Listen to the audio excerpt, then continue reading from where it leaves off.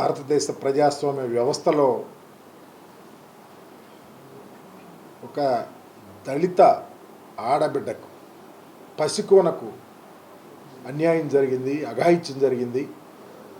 ఆ కుటుంబానికి బాసటగా ఉందాము, పరామర్శిద్దాము అని ఒక ఆలోచనతో వైఎస్ఆర్ కాంగ్రెస్ పార్టీ అధినాయకుడి యొక్క ఆలోచన ప్రకారం మరి ఈరోజు సమన్వయకర్త అయినటువంటి ప్రకాష్ రెడ్డి గారి నేతృత్వంలో నేను కానీ, మాజీ మంత్రి గారు కానీ, అలాగే ఉషా చరణ్ గారు కానీ, జిల్లా పరిషత్ చైర్మన్ కానీ, మిగిలిన దళిత నాయకులు సోదరిమణులు అందరూ కలిసి ఆ ప్రాంతానికి వెళ్తూ ఉంటే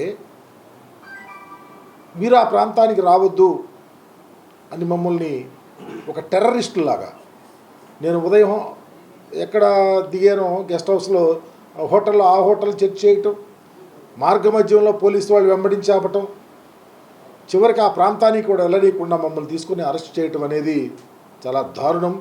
ఇది ప్రజాస్వామ్యంలో ప్రభుత్వాలు అనేక మంది వస్తూ ఉంటారు, అధికారం ఉంటుంది, పోతూ ఉంటాయి.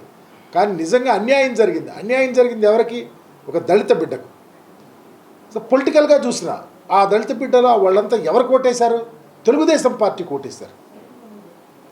తండ్రి లేడు, తల్లి పిచ్చామే, వాళ్ళ తాతగారు తెలుగుదేశం పార్టీ ప్రచార వ్యాని కింద పడి చనిపోయాడు. 14 సంవత్సరాలు లేని ఆ ఆడబిడ్డను 18 మంది అఘాయిత్యం చేశారంటే ఆ ఇన్సిడెంట్లో పలకరిద్దాము, అండగా ఉందామని ఒక దళితుడిగా ఈ రాష్ట్రంలో దళిత చట్టాలను ఇంప్లిమెంట్ చేయాల్సిన బాధ్యత పనిచేసినటువంటి వ్యక్తిగా ప్రాంతానికి వస్తే నన్ను అరెస్ట్ చేయటం అనేది ఈ రాష్ట్రంలో ఎలాంటి ప్రజాస్వామ్యం పరడవిల్లుతుందో, చంద్రబాబు ప్రభుత్వం ఏ విధంగా దళితులకు స్థానం ఇస్తూ ఉందో, పర్టికులర్గా ఈ ప్రాంతంలో ఎంత దారుణంగా పరిపాలన చేయిస్తూ ఉన్నారో అర్థమవుతూ ఉంది. నేను ఒకటే అడుగుతా ఉన్నా, ఆ పసికొరకు ఏం హామీ ఇస్తారు? ముద్దాయిల్ని ఏ విధంగా ఎంతమందిని అరెస్ట్ చేశారు, ఇంకెంతమందిని అరెస్ట్ చేయాలి?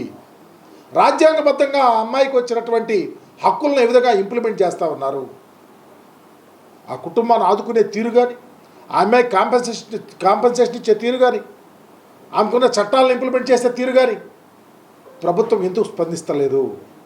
ప్రభుత్వం ఎందుకు బహిరంగంగా ఈ ప్రాంతంలో శాసనసభ్యులు ఉన్నారు, పర్టికులర్గా ఎస్సీ శాసనసభ్యులు ఉన్నారు, పర్టికులర్గా రాష్ట్ర హోంమంత్రి ఉంది, ఎందుకు రెస్పాండ్ అవ్వలేకపోతా ఉన్నామని అడుగుతా ఉన్నా. ఎక్కడో చిన్న ఇన్సిడెంట్ జరిగితే ఎక్కడో ఈ మీడియాలో ఏదో మాట్లాడని చెప్పి చెలవల పలవలుగా ఈ రాష్ట్రంలో అరెస్టులు చేస్తూ ఉంటే, ఒక దళిత బిడ్డకు ఇంత అన్యాయం జరిగి 18 మంది అఘాయిత్యం చేస్తే ఎందుకు నోరు లేట్లేదు? కళ్ళు లేని కబోజులా మీరు అడుగుతా ఉన్నా. తక్షణమే చర్య తీసుకోవాలా? తక్షణమే బాధ్యుల్ని చర్య తీసుకుంటేనే ప్రజాస్వామ్యంలో మీకు కూడా విలువ ఉంటుంది. అందుకే ఈరోజు రాష్ట్రంలో అరాచకం ప్రళవిల్లుతోంది, అకృత్యాలు పెరిగిపోయాయి. ఎన్సీఆర్బీ రిపోర్ట్ చెప్తా ఉన్నాయి, చంద్రబాబు ప్రభుత్వంలో ఈరోజు దళితులకు మీద దాడులు దేశంలోనే ఉన్నతంగా ఉన్నాయని చెప్పడానికి సిగ్గుపడతా ఉన్నాం. అనంతపురంలో మరీ ఎక్కువైపోయింది.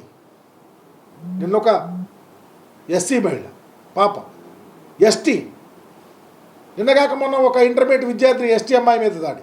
ఇలాంటి అకృత్యాలు జరుగుతూ ఉంటే వ్యవస్థలు మమ్మల్ని అరెస్ట్ చేయటం కాదు, మమ్మల్ని అరెస్ట్ చేయటం కాదు, మా మీద కేసులు పెట్టడం కాదు, మా పార్టీ వాళ్ళని భయభ్రాంతులు చేయటం కాదు, వ్యవస్థాపరంగా మానవతా దృక్పథంతో ప్రజాస్వామ్యాన్ని పరిరక్షించే వాళ్ళు భక్షించే విధంగా ఉండొద్దు. దాని మీద పర్టికులర్గా పనిచేయమని అడుగుతా ఉన్నా. మేమేం వదిలిపెట్టేది లేదు. ఈరోజు ఏదో ఆ మండలానికి మా నాయకుడిని వెళ్ళకుండా చేయొచ్చు. గవర్నర్ గారిని కూడా కలుస్తాం త్వరలో. మేము ఆల్రెడీ పార్టీ వారికి ఇన్ఫర్మేషన్ ఇచ్చాం, గవర్నర్ అపాయింట్మెంట్ తీసుకుంటాం.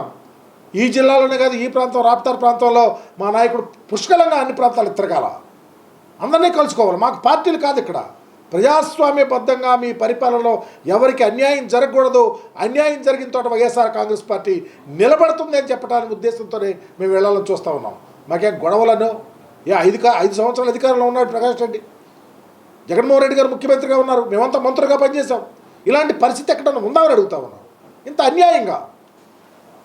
అందుకని వైఎస్ఆర్ కాంగ్రెస్ పార్టీ ఈ రాష్ట్రంలో జరిగే అకృత్యాలను ఎండగట్టడంలో కానీ, దళితుల మీద జరిగే దాడులు, అఘాయిత్యాలు, అమానుషాలు విషయంలో వారికి అండగా ఉండే తీరు కానీ ఎక్కడ వెనుకడదని కూడా మీ ద్వారా తెలియపరుస్తూ ఉన్నాం. ఎంత అన్యాయం! మేము వెళ్ళి ఆ ప్రాంతానికి, ఆ ఊరు కూడా కాదు, ఆ ప్రాంతానికి వెళ్ళి బాబాసాహెబ్ అంబేద్కర్ గారి విగ్రహం దగ్గర, అయ్యా ఇంత దారుణం ఈ ప్రాంతంలో జరుగుతూ ఉంది, మా పసికోళ్ళను నలిపేస్తూ ఉన్నారు, 18 మంది అఘాయిత్యం చేశారంటే తల్లి లేని బిడ్డ మీద ఎవరికైనా మీరు పార్టీలు చూసుకోవచ్చు. ఆ పార్టీలు మీ పార్టీ కోటేసిన వాళ్ళు మానవతా దృక్పథంతో చూడొచ్చు. ఎందుకో నిలబడి తెలుగుదేశం పార్టీ వాళ్ళు అరెస్టులు చేయించి ఇలాంటి అకృత్యాలకు అడ్డుకట్ట వేయలేకపోతూ ఉన్నారో చెప్పాలని కూడా డిమాండ్ చేస్తూ ఉన్నా. తక్షణమే ఆ కుటుంబాన్ని ఆదుకోవాలా, ఆ పాపకు పూర్తి భద్రత ఇవ్వాలా, ఎస్సీ ఎస్టీ అట్రాసిటీ యాక్ట్ని పక్కాగా ఇంప్లిమెంట్ చేయాలా, ఆ యాక్ట్లో పాటు ఆమెకి ఇవ్వాల్సిన కాంపన్సేషన్, ఆ కుటుంబానికి ఇవ్వాల్సినటువంటి భద్రత అన్నీ కల్పించాలి. ఎందుకంటే ఆ అమ్మాయి రేపు వచ్చి ఆ ఊరిలో ఉండే పరిస్థితి కనిపిస్తలా. ఈరోజే తల్లి వెళ్ళిపోయింది ఎక్కడికో, వాళ్ళు పూర్తిగా అఘాయిత్యాలకి భయపడిపోతూ ఉన్నారు. రేపొచ్చి కూడా ఆ ఊర్లో బ్రతికే పరిస్థితి ఉండదు. అందుకనే ఇల్లు, భూమి కాంపన్సేషన్ పక్కాగా ఈ రాష్ట్ర ప్రభుత్వం మరి స్పెండ్ చేసి అనౌన్స్ చేయాల్సిన బాధ్యత ఉంది. వైఎస్ఆర్ కాంగ్రెస్ పార్టీ కూడా జగన్మోహన్ రెడ్డి గారి నేతృత్వంలో పక్కాగా ఆ కుటుంబానికి అండగా ఉంటారు. పర్టికులర్గా దళిత కుటుంబాలను హేళనగా చూస్తున్నటువంటి ఈ వైఎస్ఆర్ కాంగ్రెస్ పార్టీ వ్యతిరేకంగా పనిచేస్తున్నటువంటి తెలుగుదేశం నాయకులకు ఈరోజు కాకపోతే రేపైనా బుద్ధి వచ్చే విధంగా మరి ప్రభుత్వం ముందుకు తీసుకొచ్చే విధంగా ప్రభుత్వంలో చంద్రబాబు నాయుడు అనే వ్యక్తి పూర్తి రెస్పాన్సిబిలిటీ తీసుకొని మరి వీళ్ళకి భద్రత కల్పించాలని మాత్రం డిమాండ్ చేస్తూ ఉన్నా.